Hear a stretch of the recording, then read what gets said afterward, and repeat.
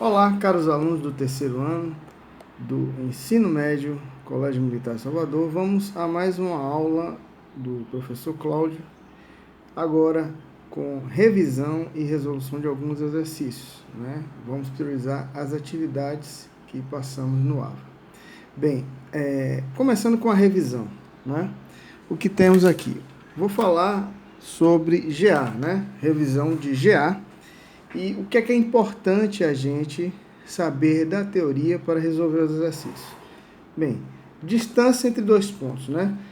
Nós vimos que a distância entre dois pontos A e B, onde o ponto A é XA, YA, e o ponto B, XB, YB, é dado pela raiz quadrada de XB menos XA ao quadrado mais YB menos YA ao quadrado. Bem, então, uma simples aplicação desta fórmula para conhecermos, saber qual é a distância entre o ponto A e B.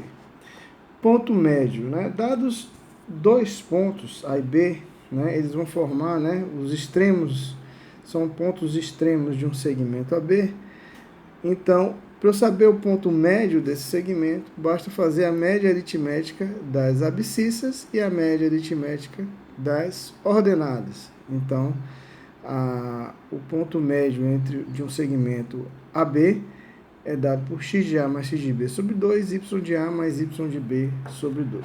Baricentro, né, que para um triângulo formado por um material totalmente uniforme, né, ele é o próprio centro gravitacional do triângulo. Ele é dado pela fórmula aqui do ponto G, né? Que nada mais é do que a média aritmética dos três pontos, né, que formam os vértices do triângulo. Então, a abscissa do baricentro é o centro de massa, ou centro de massa, né, do triângulo. É a média aritmética dos vértices, das abscissas dos vértices, e a ordenada é a média aritmética das ordenadas dos vértices. Então, fica XA mais XB mais XC sobre 3. Isso aqui é a abscissa do baricentro. YA mais YB mais YC sobre 3 é a ordenada do baricentro. Bem, condição de alinhamento de três pontos é um outro assunto que nós vimos também em aula. Né? Lembrando que essas fórmulas todas, desde as aulas presenciais, nós demonstramos. Né? Não vou fazer isso aqui. Aqui é uma aula de resumo. A gente vai relembrar quais são as fórmulas e a aplicação delas. Então, a condição de alinhamento de três pontos ABC, basta nós colocarmos as coordenadas de cada ponto, o x do A, y do A, x de B, y de B, x de C, y de C, como linhas de uma matriz, em que nós complementamos a matriz quadrada com a coluna formada por unidades, né? Por 1. Então, essa matriz é uma matriz 3×3, nós aplicamos ou o teorema de Laplace, ou o Chiot, ou mais comumente a regra de Sarrus, né?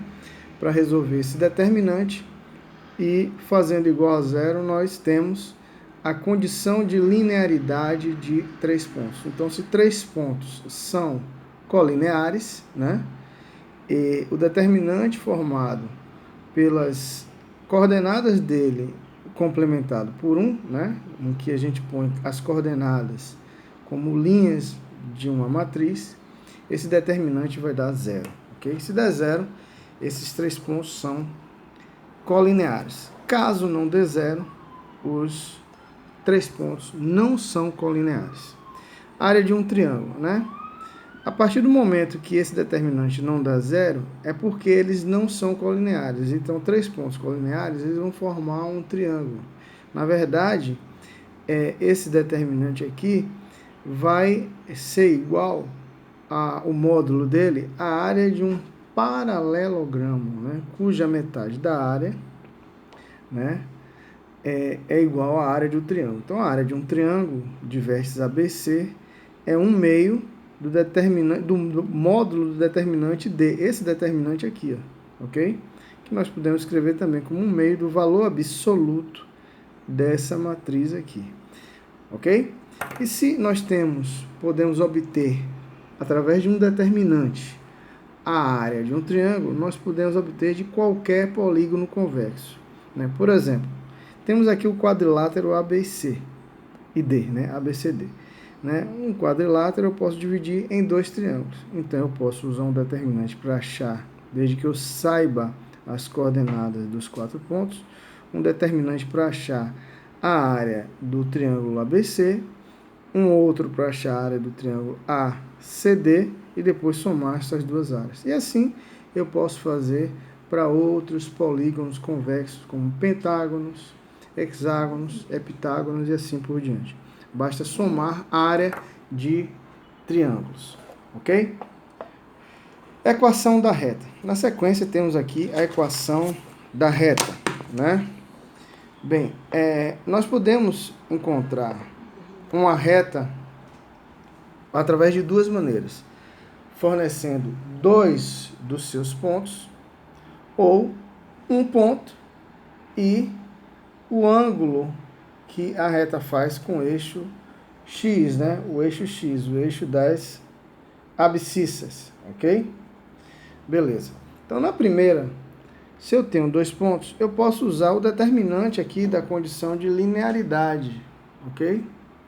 Em que eu ponho os dois pontos dados, aqui as suas coordenadas, x de A, y de A, complementando com 1, x de B, y B, complementando por 1, e um ponto genérico. Se,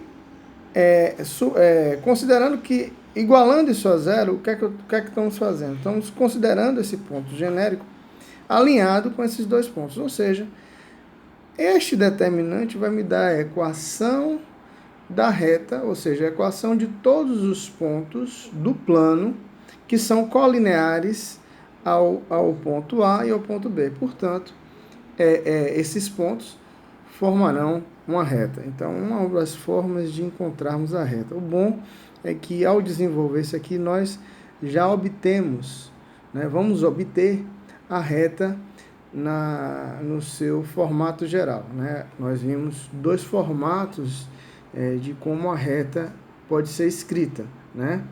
Na forma geral e na forma reduzida. Na forma geral, ao desenvolver esse determinante como está aqui, nós obteremos já a equação na forma geral. E a segunda forma de se escrever uma reta, né? De se obter uma reta, pode ser feita através de dois dados. Um dado é a inclinação da reta, certo? Esse ângulo aqui, que eu estou chamando de alfa, e um ponto no qual a reta passa. Porque a reta pode ter a mesma inclinação, ou seja, ser paralela a essa, só que passar por um outro ponto, digamos esse ponto aqui, Q, ok? Então, as duas informações são importantes. Ou ela pode ser uma outra reta que passe por esse mesmo ponto, mas só que ela vai ter uma outra inclinação beta aqui. Então, as duas informações que são importantes. Não basta uma, ok? Eu tenho que ter as duas, né? As duas são ponto e inclinação, né? Ou, como a gente viu nesse exemplo aqui, dois pontos. Quando a gente dá dois pontos, a gente já tem as duas informações, né? De um ponto, porque se eu tenho dois, eu tenho um. De um ponto na qual a reta passa e da inclinação da reta. Porque ao passar a unir dois pontos através de uma reta, a inclinação já está estabelecida, ok?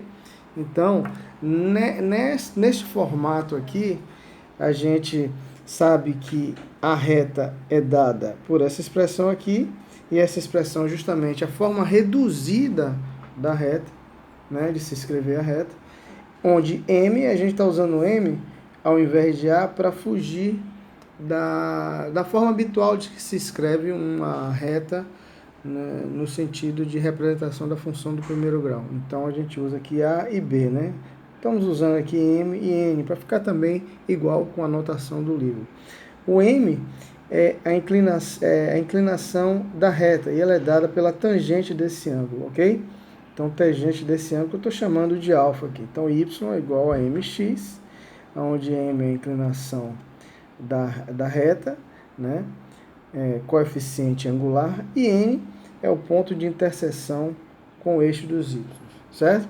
Uma outra forma de obter essa inclinação é considerando o seguinte: ao invés, eu posso ter dois pontos, digamos, o ponto A e o ponto P, certo? O ponto A de coordenadas x0, y0 e o ponto P, um ponto xy qualquer. Então, se fizermos, como a inclinação é a tangente desse ângulo, ele tem um triângulo aqui, ó. A figura está pequena, mas é possível vermos. Eu vou dar uma ampliada aqui.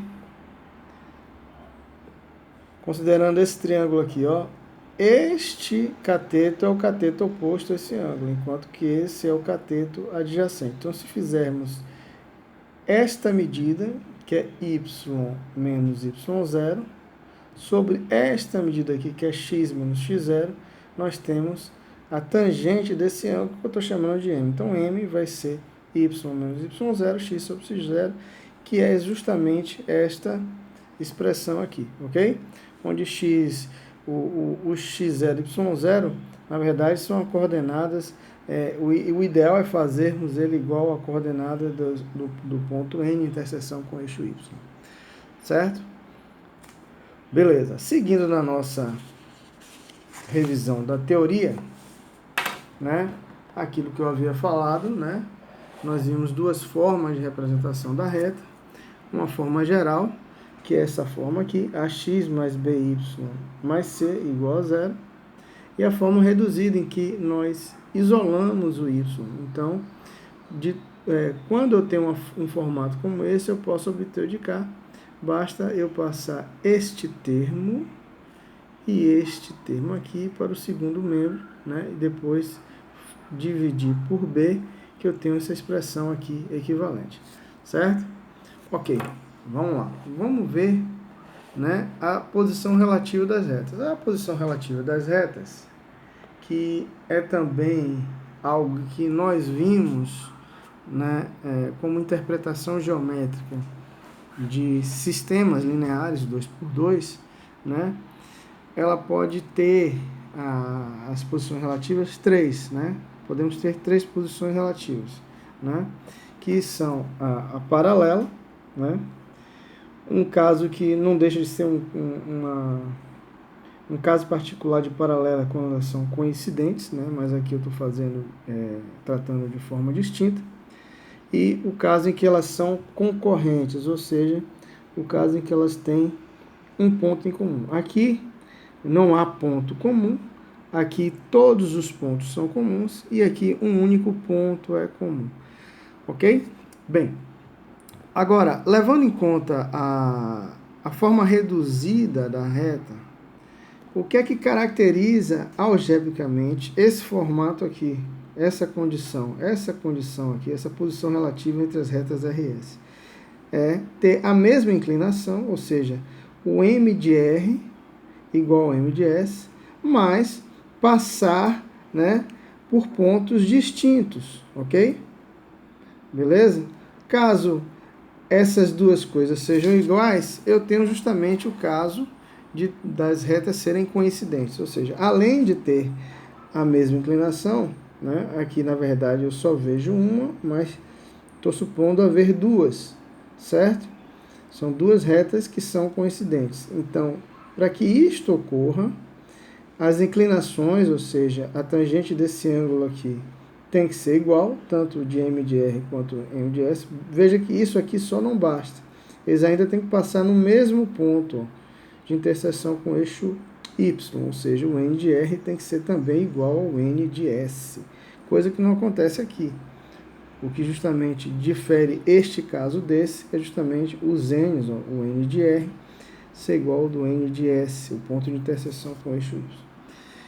E o caso de se ter as retas concorrentes, basta que eu tenha, ó, as inclinações, digamos que essa aqui é alfa e que aqui seja beta. Então aqui a tangente desse ângulo é o M de R, a tangente desse ângulo aqui é o M de S, certo? Ok?